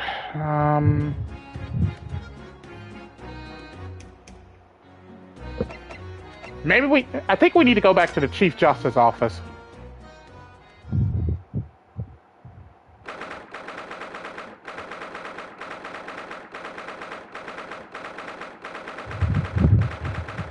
First of November, British Supreme Court, Lord Chief Justice Office. You made good time. I took an express train back to London. I can hear Lord Strongheart. Can you? Yes, it sounds as though he's talking to someone. Is everything in place? I had a private compartment on the train, so I could check all the paperwork. It's Kazuma-sama!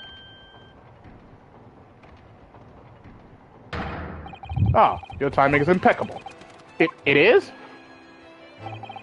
No doubt you have heard the sickening news about the Reaper's latest devilry. Yes.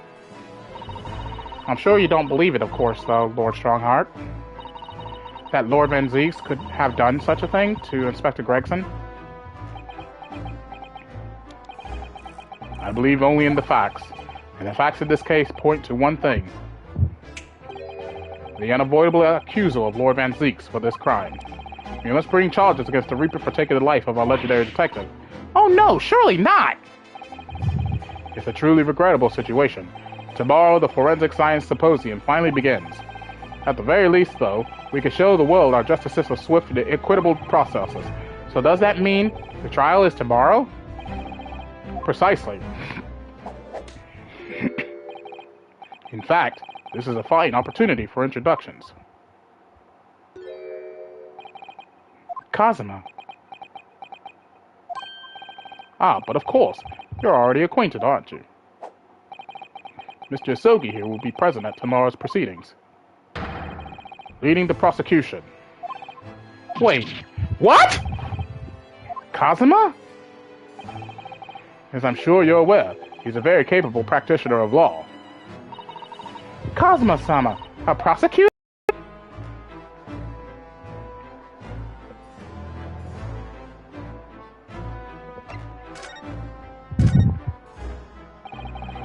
I'm sure you can imagine that tomorrow's trial will be closely followed all over London. In fact, no, people all over the Empire will be watching closely to see how it unfolds. There's no salvation for anyone in a trial prosecuted by the Reaper of the Bailey. And now, the Reaper himself must stand in the dock. Quite so. The public want answers about the Reaper. Answers about how and why those who escaped conviction subsequently died in mysterious deaths. But Lord Van Zieks firmly denies any involvement in such matters. And there have been thorough investigations that have proved him to be innocent. That's certainly true. Or it has been, at least. Until now. No, tomorrow's trial will mark the start of a new chapter in our country's great judicial history.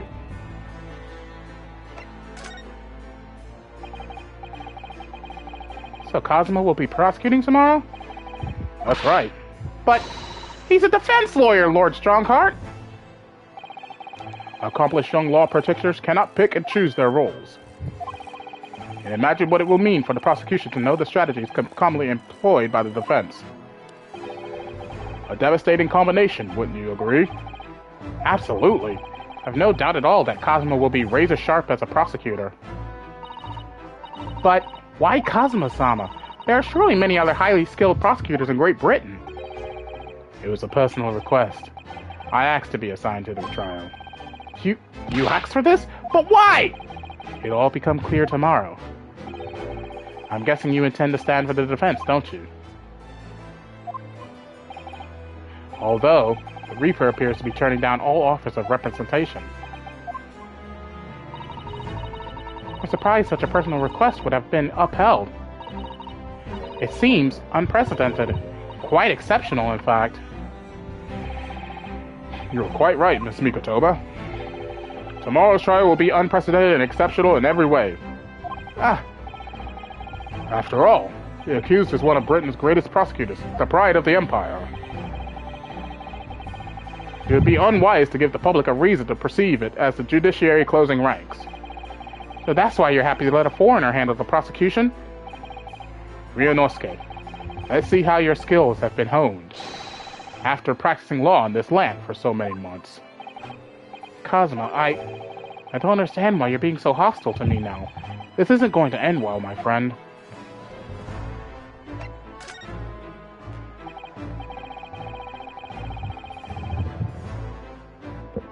Oh yes, we noticed that there was a gun at the scene of Inspector Gregson's death. Do you know if it belongs to Lord Van Zeeks? That would be a question for the lead detective investigating the scene. Well, the thing is, she wasn't sure, so she told me I should ask somebody higher up who might know. That's right, Mr. Naruhodo. Be direct. It's certainly a model that's issued to all personnel involved in law enforcement, yes. Which includes prosecutors, as I'm sure you can imagine. In that case, it could actually have belonged to the victim. No, Gregson had his gun on his person. What about Lord Van Zeeks? He claims it's currently not in his possession. What? According to his story, he lost it. In short, it's more than a little suspicious. But just because the gun in question is the same type as the defendant's is no proof that it's actually his. No, of course not. Nevertheless, the situation is grave for Lord Van Zeeks.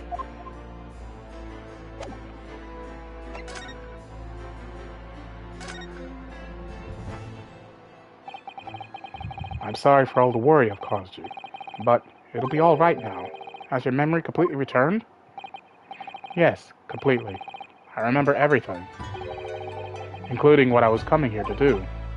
Right. Kazuma-sama, I can't tell you how happy I am to see you alive and well like this. But how did you come to be here in London when you were suffering from amnesia?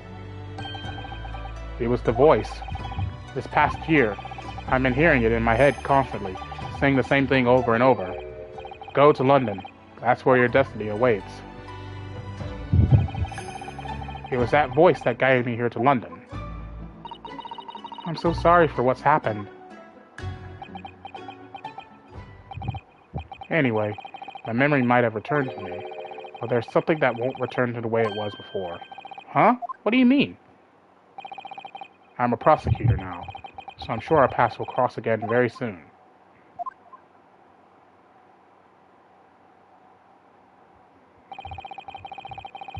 It doesn't look like we're going to glean much more here. Well, thank you very much, Lord Strongheart. Remember, tomorrow's trial will go down in our empire's history. There's much you could learn from the public gallery.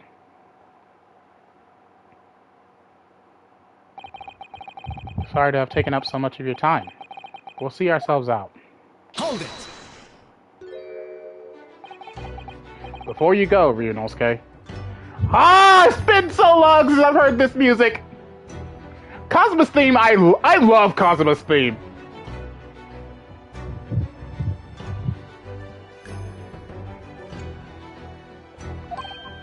Oh, what is it, Kazuma? I just wanted to thank you. Kazuma-sama. What? You took my determination to heart and brought it with you over the ocean in my stead. And you carried out my role to perfection. You always were intent on studying British law in order to change our own justice system. It was your dream, and Mr. Naruhodo didn't want that to die with you. Yes, but I had another purpose for coming here. Oh! I actually have a favor to ask. which is this trial I'll be prosecuting tomorrow. I'd like you to be there to see how it ends. Right in front of me, as the defense counsel. Why? What's this all about? I know you have what it takes. But Lord Van Zeeks would never put his fate in my hands. On the contrary, he recognizes your talent. He does? It's not easy to see behind the facade sometimes. Here, have a look at this. That's Lord Van Zeeks and Inspector Gregson. In a photograph that must have been taken some time ago by the look of it. He's smiling? That's jarring. And who's the third person? That must be his brother.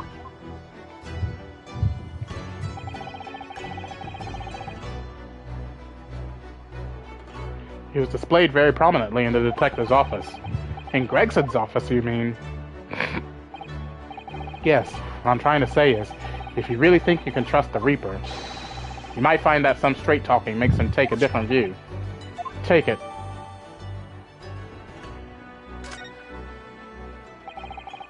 I don't understand. Why are you giving me this? Just hurry, Ryunosuke. Visiting hours at the prison are almost over. What are you doing, Kazuma?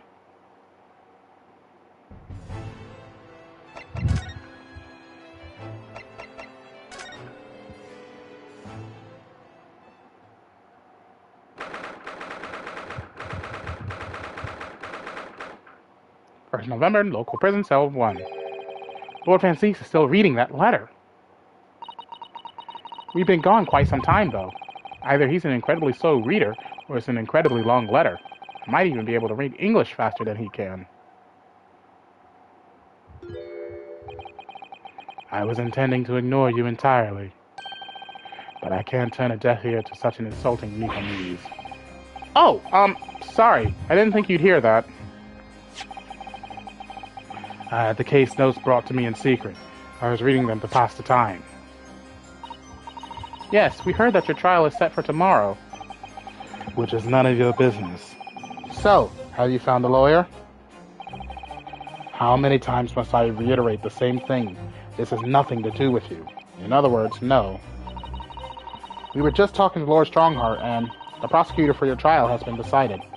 I'd expect nothing less, though I have no idea who it is. It's going to be Kazuma Asogi. Asogi! That made the color drain from his face. Well then. It seems I'm going to have to engage in conversation with you again after all. First things first, let me go ahead and present this to him. Lord Van Zeeks, we came by this old photograph. Where did you get that? It was taken when I became a qualified prosecutor. It's almost unbelievable. I assumed it was long lost. Is the man on the left there? Yes, that's my brother, Clint.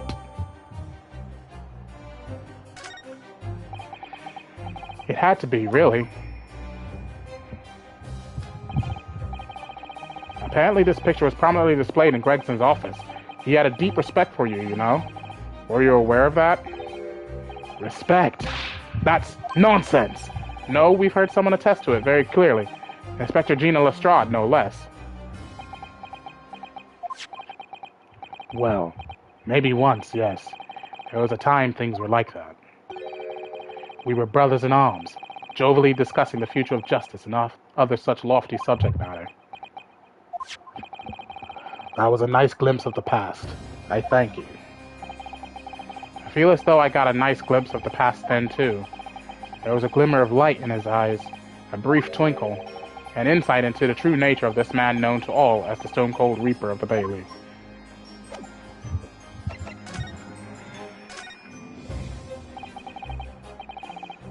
"10 years ago, my older brother, who was the director of prosecutions at the time, was murdered. And the killer, as you know, was a visiting student from the Far East. Not a single day goes by when I don't curse the name Asogi. Genshin Asogi was Kazuma-sama's father. So what cruel twist of fate is this now, 10 years later? The man's son is to crucify me in some kangaroo court?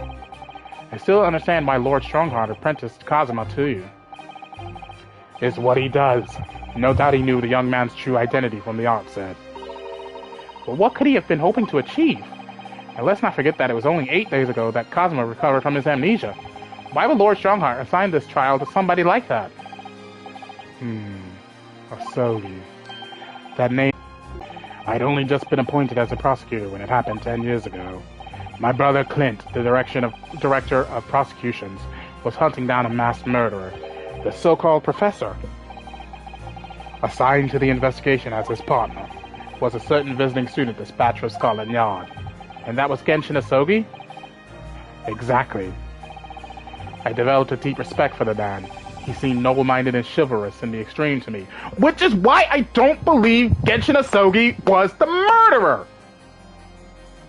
Oh! Plot twist! I'm willing to bet the murderer was his brother. I'm willing to bet the murderer was his brother. And somehow, he framed Genshin Asogi for the murders and got away from it. But apparently he still died. I think he might be dead.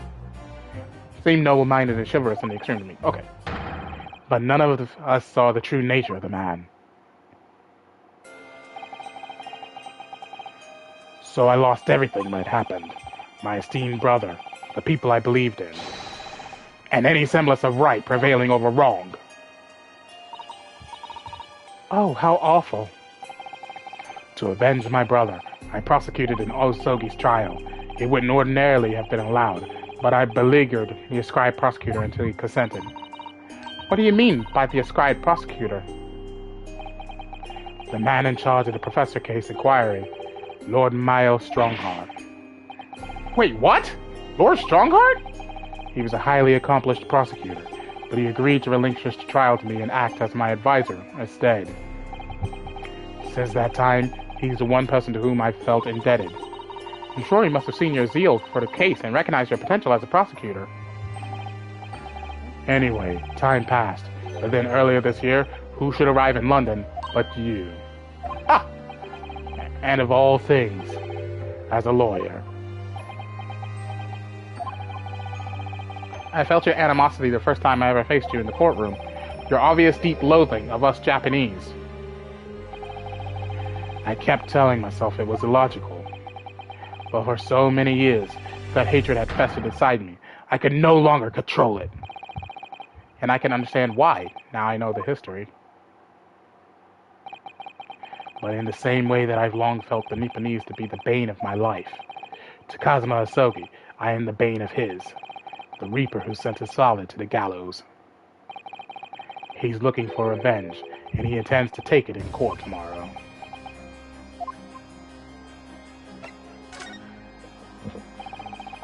Gregson's transfer to the Paris police prefecture had finally been arranged for the coming month, but he'll never make it to France now. It's a tragedy. Oh yes, come to think of it, he did mention something about that, didn't he? I wonder, does it happen often? Being transferred internationally, I mean? It's the first time I've ever encountered it. Oh! The Paris police welcoming an English detective is almost inconceivable. I can't imagine what kind of magic Gregson must have worked to put that arrangement in place. It sounds like that mystery has even the Reaper perplexed. I'm afraid to say that we were very ignorant about Inspector Gregson's standing. We hear that he was considered something of a legend at Scotland Yard. Again, it was 10 years ago that he first made a name for himself by uncovering a decisive piece of evidence that exposed the professor's identity. If it wasn't for Gregson's singular approach to the case, the discovery would never have been made. What sort of approach? After my brother's life was taken, the inspector pushed for a full autopsy. Oh my! 10 years ago? Why is that so surprising? Autopsy was considered a desecration of the body at the time, and rarely performed. And my brother was, of course, a noble. That made the idea of it even more unthinkable. But something Gregson had dug up in his investigations made him determined it was necessary. His powerful conviction somehow influenced the House of Lords, and as a result, I could avenge my brother's death. So, you must have had great confidence in the inspector's abilities, then. And it's even more inconceivable that you would have taken his life. Inspector Gregson.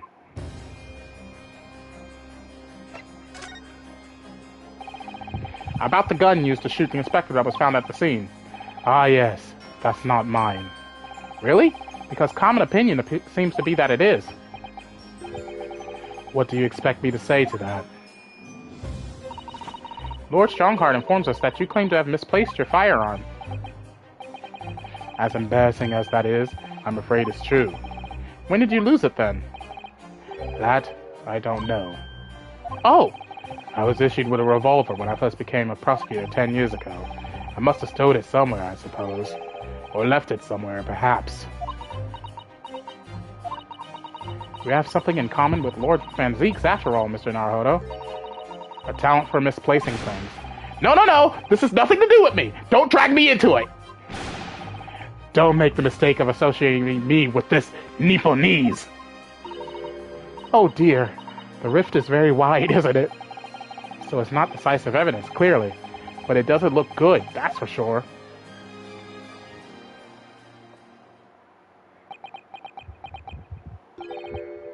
Mr. Naruhodo. Oh, that's the first time he's ever used my actual name. I've lost all confidence in my country's justice system. I don't trust the police, the judiciary, or lawyers. But there's still one thing I'm willing to believe in. What's that? That which you see in the eyes of another across the courtroom. A simple determination to know the truth. Lord Van Zeeks! From the very first time we clashed at the Bailey almost a year ago now, I couldn't deny it, even though I dearly wished I could. Here's a loathsome Nipponese, who has absolute integrity as a lawyer. There are only two other men I've known with that same look in their eyes. My brother, Clint, and Genshin Asogi. The man he idolized and the man who betrayed his trust in the most hideous way. When you showed me that photograph just now, it reminded me. You mean this photograph? Back then I was able to laugh. I was free of the shackles of distrust that plague me now. I look to the future with hope. Since then, I've protected myself against betrayal by refusing to trust anyone. But at times, the mire into which I've sunk makes it almost impossible to breathe. I'm so sorry. So, Mr. Naruhodo, I want to believe in that look in your eyes. I need to believe in it. In tomorrow's trial, will you advocate for me? Of course I will. It would be an honor. I'm so pleased, Mr. Naruhodo. Then my life is in your hands. Oh dear. For Lord Van Zeeks, it must have been an incredibly hard thing to ask. Which is why I simply cannot let the man down. Tomorrow, in the Old Bailey, against my old friend Kazuma.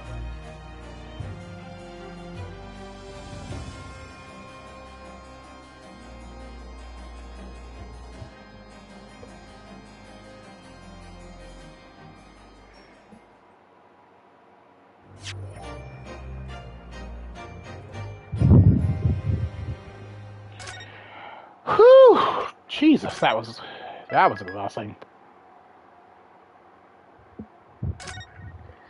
And with that, that is officially all the time I have for today's live stream. So we shall pick this back up next week with the first part of the trial. So, thank you all for watching. If you enjoyed the live stream, please leave a like. Don't forget to subscribe. Don't forget to check out Mother Roy's YouTube page. Click the link in the description below. The Achieve your dream, be Magaka, but you get sure to. You won't be disappointed. And of course, don't forget to click that little bell button if you wish to be notified whenever I upload a video or a live stream to my channel. And most importantly, if you wish to see the Let's Plays online, you do so checking out my playlist section. All my videos are there, archived for your entertainment, so you can watch Let's Plays like Final Fantasy 15, Batman Arkham Knight, God of War, and many, many more. Thank you all for watching. As always, hosted by Shadows like Alon Z, and I'll see you for the next adventure. Goodbye, everyone!